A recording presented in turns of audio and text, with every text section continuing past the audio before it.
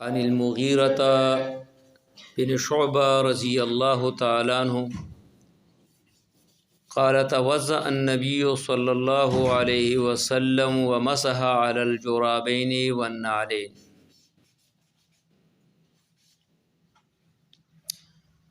مغیرہ بن شعبہ رضی اللہ تعالیٰ عنہ فرماتے ہیں کہ نبی علیہ الصلوۃ والسلام نے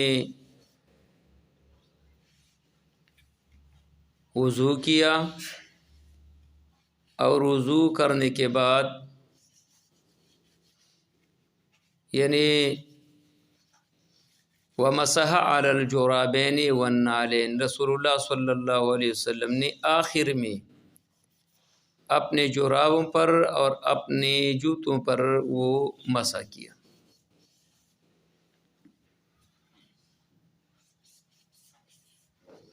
آج جو مسئلہ ہے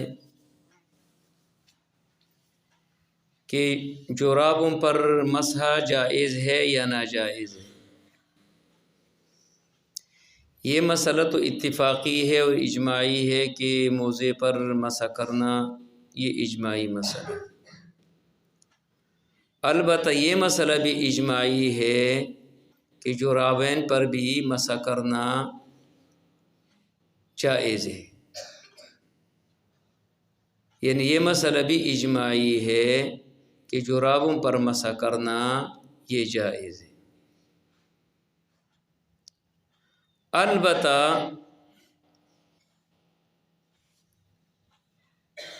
جرابوں میں لوگوں کا اختلاف ہے کہ کون سے جراب پر جائز ہے اور کون سے پہ ناجائز ہے۔ البتہ مطلق جراب پر تو یہ مسئلہ اجماعی ہے، کسی کے بھی اس میں اختلاف نہیں۔ البتہ جراب میں اختلاف ہے کہ کون سی جراب پر کرنی چاہیے اور کس پر نہیں کرنی چاہیے۔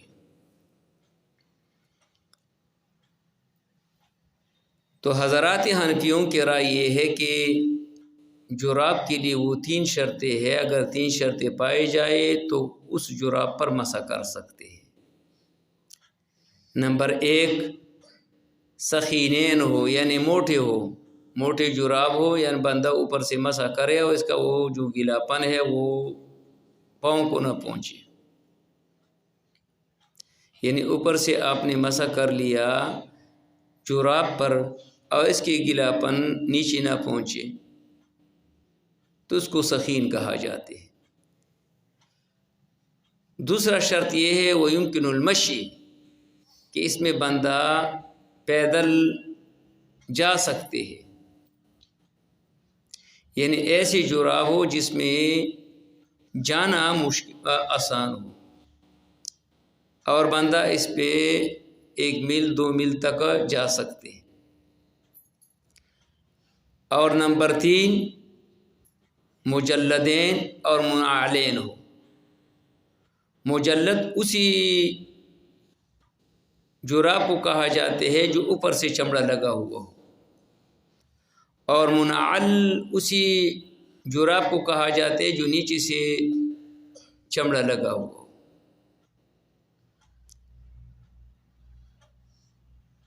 تو لہٰذا اگر یہ 3 شروط پائے جائے تو اس جراب پر مسح جائز ہے۔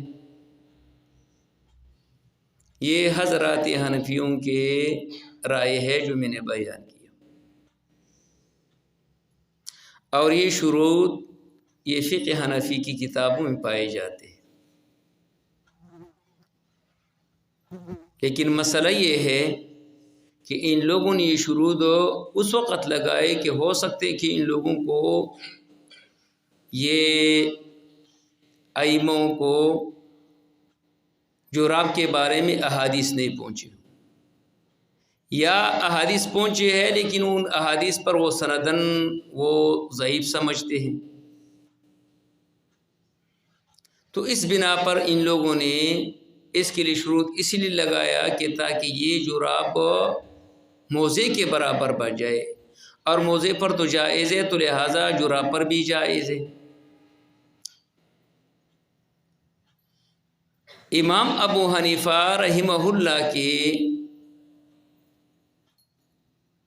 ایک روایت ہے جو امام ترمذی رحمہ اللہ نے نقل کیا ہے امام ترمذی رحمہ اللہ فرماتے ہیں سمعت صالح بن محمد الترمذی قال سمعت ابا مقاتل السمرقندی یقول دخلت على ابی حنیفة في مرضه الذي مات فيه فدعا بماء فتوضأ وعليه جرابان فمسح عليهما ثم قال فعلت اليوم شيئا لم أكن أفعله مسحت على الجرابين وهما غير منعلين۔ امام ابو حنیفہ رحمہ اللہ کے بارے میں ابو مقاتل سمرقندی فرماتے ہیں کہ امام ابو حنیفہ رحمہ اللہ کے پاس میں آیا اس کی بیمار پرسی کے لیے۔ وہ بیمار تھے، یعنی جس بیماری میں یہ وفات ہوئے، تو یہ ابا مقاتل سمرقندی فرماتے ہیں کہ امام ابو حنیفہ رحمہ اللہ نے پانی طلب کیا اور وہاں پر وضو کیا اور اس کے پاؤں پر جوراب تھے اور اس نے اس پہ مسح کیا، اور پھر فرمایا کہ میں نے آج ایسے کام کیا جو پہلے میں نہیں کرتا،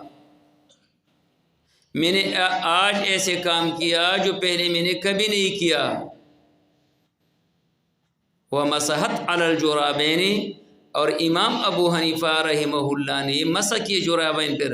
وَهُمَا غَيْرَ مُنَعَّلَيْنِ، اور یہ غیر منعل تھے، یعنی اس پر کوئی نیچے سے چمڑا تھا نہ اوپر سے تھا۔ تو لہٰذا امام ابو حنیفہ رحمہ اللہ نے بھی آخری وقت میں جمہور علماء کی طرف رجوع کیا، اور یہ واقعہ امام ابو حنیفہ رحمہ اللہ کی وفات سے 3 دن پہلے پیش آیا۔ تو گوئے کہ امام ابو حنیفہ رحمہ اللہ کے آخر وقت میں یہ تحقیق رہا کہ وہ جرابوں پر وہ مسح کرتے، اور مسح علی الجرابان پر تقریباً 3-4 احادیث ایسے ہے کہ اس میں سند کے لحاظ میں اسے صحیح ہے، اور تقریباً علامہ ابن منذر نے 9 صحابہ کراموں کے اثر نقل کیا ہے کہ وہ 9 صحابہ کرام باقاعدگی کے ساتھ وہ جرابان پر مسح کرتے۔ حضرت علی رضی اللہ تعالیٰ عنہ، عبداللہ بن مسعود رضی اللہ تعالیٰ عنہ، عبداللہ بن عمر رضی اللہ تعالیٰ عنہ، انس بن مالک رضی اللہ تعالیٰ عنہ، عمار بن یاسر رضی اللہ تعالیٰ عنہ، بلال اور برا بن عازب اور ابو امامہ اور سہل بن سعد، یہ 9 صحابہ کرام کے آثار ہے، اور یہ آثار مضبوط بھی ہے، سند کے لحاظ سے قوی بھی ہے۔ اور یہ مسح علی الجرابین کے مقصد تو آسانی ہے امت کے لیے، تو اگر آپ اتنی شروط لگائے تو یہ آسانی تو نہیں رہا۔ تیسری بات بھی سنیں کہ نبی علیہ الصلوۃ والسلام فرماتے ہیں ما بال الناس یشترطون شرطا لیس فی کتاب اللہ ومن شرط شرطا لیس فی کتاب اللہ فلیس له وان شرط 100 مرہ۔ نبی علیہ الصلوۃ والسلام فرماتے ہیں جو شرط اللہ و اللہ کے رسول نے نہیں لگایا اسے شرط کا کوئی حیثیت نہیں۔ کل شرط لیس فی کتاب اللہ، جو شرط اللہ کی کتاب میں موجود نہیں ہے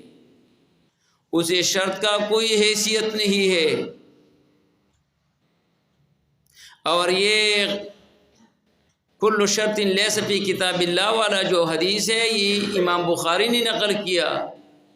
امام مسلم نے نقل کیا، تو لہٰذا جو لوگ سخینین کے شرط لگاتے ہیں یا یمکن المشی